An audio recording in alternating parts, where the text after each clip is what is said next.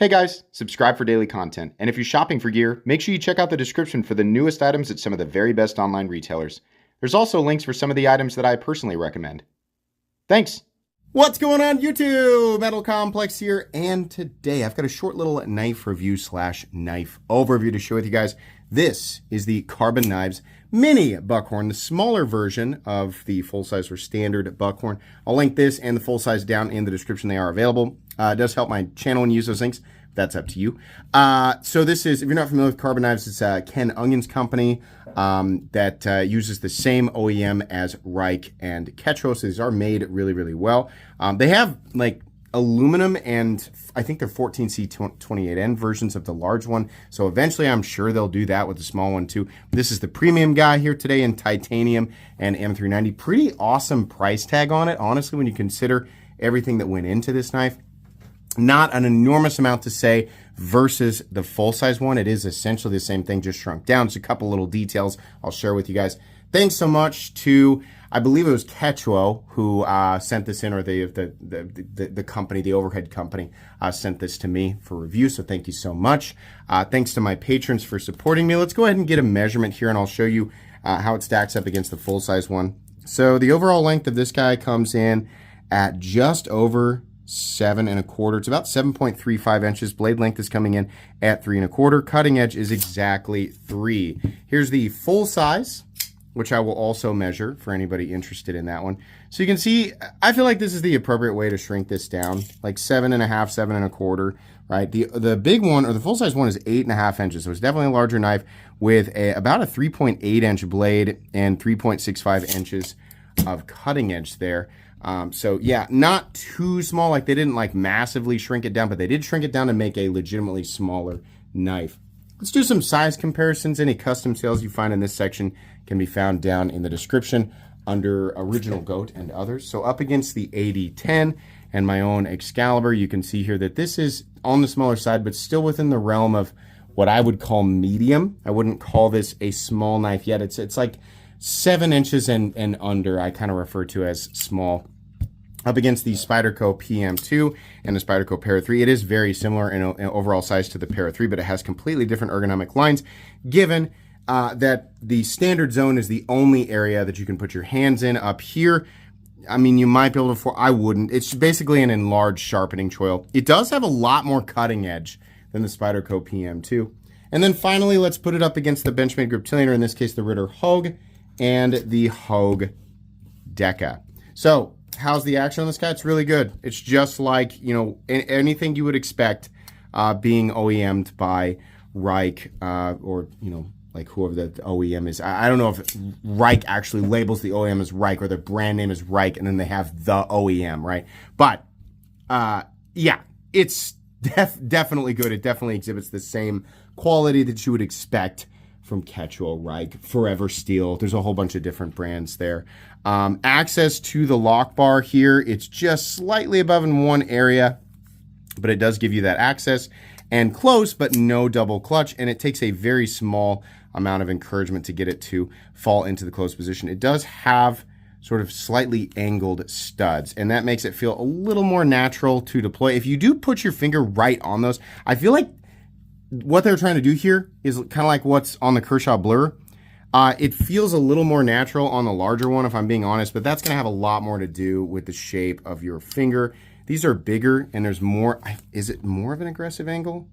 It feels like more of an aggressive angle. I really feel like they should have done that with this one as well. It doesn't feel quite as natural. The flipper tab's just fine. It's a light switch kind of flipper tab, and you can get at the thumb studs just fine. You just have to approach them from an area that doesn't feel, you know, organic. Like putting your thumb, like laying it on that angle, it feels like you're fighting it a little bit more than the bigger one, but it's not bad, and the D10 is tuned correctly. So honestly, it's pretty nitpicky, but I think it's gonna depend largely on the size of your hands and where you like to brace relative to, you know, where you're going to be putting your thumb to deploy it. So your experience might be a little bit different than mine.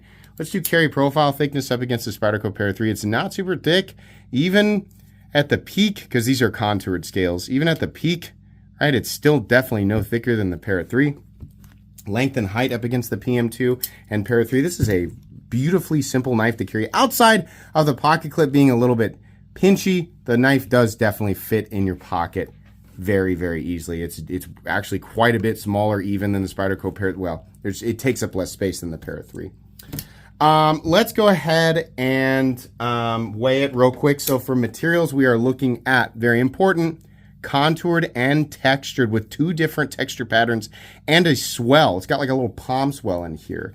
Like different, usually it's like this way. It's kind of both, honestly. It's interesting. There's quite a bit of detail going on here with the textured titanium. And then we have a blasted, it's like a media blasted M390 blade. And by the way, the HRC is 59 to 61. Typical industry standard 59 to 61. I do want to note here, they put that across the board for their M390. And on the larger ones, there is a coated blade option. A lot of companies have revealed here within the last couple of years that the reason for the range is to accommodate for the lower HRC for the coated versions. So it's possible that it's kind of a copy paste, and you can expect on these non-coated, like they'll almost inevitably do a darker one or a coated one at some point, right? So it's possible that they can just continue to put that there. You can expect something like 59 to 60 for the, for the coated ones, and 60 to 61 for the uncoated ones. I think we found that out after Transparent Knives tested a bunch of Wii knives. They kind of just lay that out across the board, and actually they go a point lower for their coating. So, but the uncoated ones were all testing very, very high. It might be the same with Reich. I don't know. It's just something to consider. 59 to 61 is kind of standard production M390 HRC. Of course, myself and many others would prefer that they stick to 60 plus, coated or not, but I'm just reporting what the website says there. So that's what you're looking at. So titanium, we have, I think it says canned onion in there, but there's no milling on the inside for weight reduction. Titanium clip, titanium backspacer. So quite a bit of titanium there. Let's go ahead and weigh it. Weight on this knife, get this thing booted up here. That's in fluid ounces. Sorry about that. Weight is coming in at 3.4 ounces versus the big one weighing 4.4 ounces. So pretty darn good ratios there, honestly, with the blade being about 3¼ inches long. Let's do a hardware check. I'll get out my tools. As per usual, my tools are very inexpensive and very recommendable. You can find them right down in the section of my description that talks about the tools I use on this channel. This is a T8. We do have T6 for the body screws, which is a bummer. I wish everything is T8, but no big deal. By the way, you only have one mounting position for the clip-ins for right-handed. Either way, it is a titanium frame lock with ceramic bearings. I mean, pretty typical frame lock. It's very easy to take apart and put back together. As long as you have the right tools for the job, you should be good to go. Blade stock thickness, and we will measure both the large and the small to see if there are any differences here. But your blade stock thickness with this guy, zero out, there we go, is coming in at 120. It says 124, it's probably 125. The bigger boy here, oh, is it going to be any different? No, they are both the same blade stock thickness. Okay. Is there a difference in blade height? Slight, yeah. So down to the cutting edge, it's going to be a little bit thicker behind the edge than the big one. They probably should have reduced the blade stock thickness on this guy to about 115 if they wanted to keep those angles the same. Obviously, there's different ways to do that. You could make it a little more dramatic, change it to a hollow grind. This is still fine. It still slices. It's just not going to be quite as thin at the edge as this guy. But anyways, let's go ahead and move on into the meat and potatoes. Ergonomically, it's the same. It just doesn't have quite as much room. This, I think, is really going to come down to preference. For me, I wear an XL glove. The bigger guy feels way more comfortable. This is not uncomfortable. I just feel cramped. If your hands are smaller than mine, you might feel like this is just way too much and that this fits your hand a little better. It's not what I'd call bad. It's just not what I'd call the most comfortable. The choil area, I think I'm going to dial that back a bit. Like, did I call this an enlarged sharpening choil? You can get one knuckle in there, even on the small guy. The bigger guy definitely has more room for me. But you could still do it. I just have to be a lot more cognizant. I really wish that they had done jimping. Like, that's such a strange detail to have changed on the little guy here. I don't know why the big guy has jimping. I mean, it's barely functional, but The big guy has jimping and the little guy doesn't. I also notice the pivot is a slightly different tint or shade. It's much more orange than it is brass. That's an interesting detail. Outside of that, I'm not sure that there's really any differences. The texture pattern is the same but smaller. I think the little pinstripes are almost identical. It's got the 3 holes. They're just closer together, right? We have the same Karbon branding back here with the same size of font. The backspacer is just compressed a little bit with it's the same, grooves. They're just like kind of squished together a little more. Same blade shape. Actually a really, really useful blade shape. I do like that. It's really smooth blasting here. It's not like a chalky blasting or anything like that. And honestly, the knife slices and does typical pocket knife tasks just fine. I like this very thin sheep's foot blade. It allows you to still have a tip, but do draw cuts a little bit easier. All the way around, the knife is essentially exactly the same thing. It's just smaller, and it does work. I mean, this is a good design. I don't like the clip as much. This is something that everybody makes fun of me for, because I critique pocket clips all the time, and I screwed the original clip up on my own design really bad. We had to change it. But the pocket clip on the big guy is ridiculously tight. Like it's crazy, and it just smashes down and in to this swell. And I can do it, I can use it. It's just annoying. This is a little bit less annoying given the positioning, and the tip of it I feel like is up a little higher, and despite it being smaller, I feel like the tension, yeah, this one's even tighter. This isn't quite as bad, but it's still definitely pinchy, so you should consider that. Right hand only, like I said.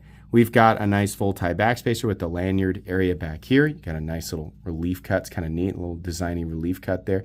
You do have a steel lock bar insert. You can just see the top of the screw head and then the internal, like you would detach it internally. The fastener head's on the inside. The studs are also the external stops on this guy, and they fit nicely into those little areas right there, so that's really cool. No lock stick. No pivot lash. Let's talk about the blade play, which there is none. And then here is your lockup percentage. It's probably engaging at 25 to 30%. Can we see? Is it actually going to have a little mark there?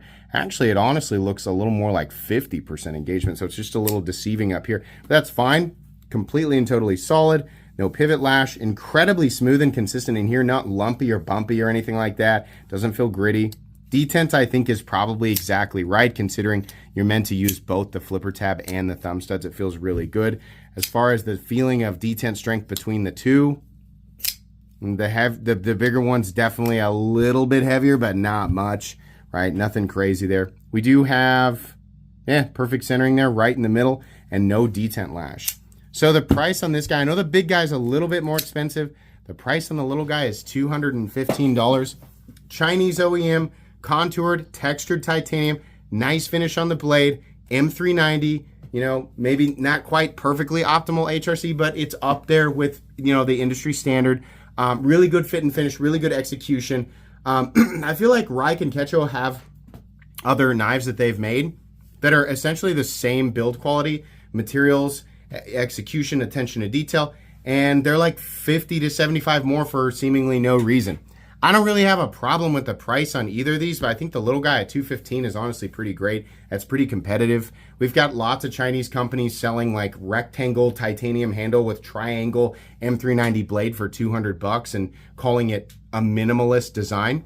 And it's like, okay, not everybody's going to love this. I feel like, especially with the pivot looking like, the butt end of a round, like it's kind of like what I said when these came out. It's a bit polarizing. It does give it character, and it is an instantly recognizable design. It does work as an EDC knife. Actually, I'd say there's far more, utilitarian benefit in this design than there is flash and pop and frill, but it's got that. And those are the types of people who are going to be shopping at the $200 price point. So it is a good knife. I don't really have a problem with this. It's not something that I personally would beat down a door to get to. I don't feel, like I absolutely have to add this one to my collection, since I do have this big guy in my collection. I do find it interesting enough.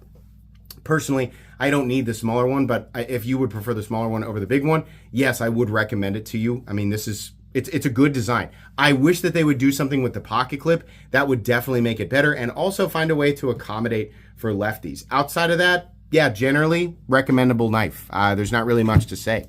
So I'll have this linked in the description as well as the larger one. You can check it out for yourself. That's going to be it for me today. Please make sure to follow me on Instagram at metal_complex. If you enjoyed this video, leave a like. If you'd like to check out my other content, I do of course have lots of videos of knives that are either expensive or inexpensive that I do or don't like. So check those out. And if you enjoy all my content, go ahead and click on that Metal Complex logo right there and subscribe because there's definitely more coming. Thanks again for watching, everybody, and have a great day.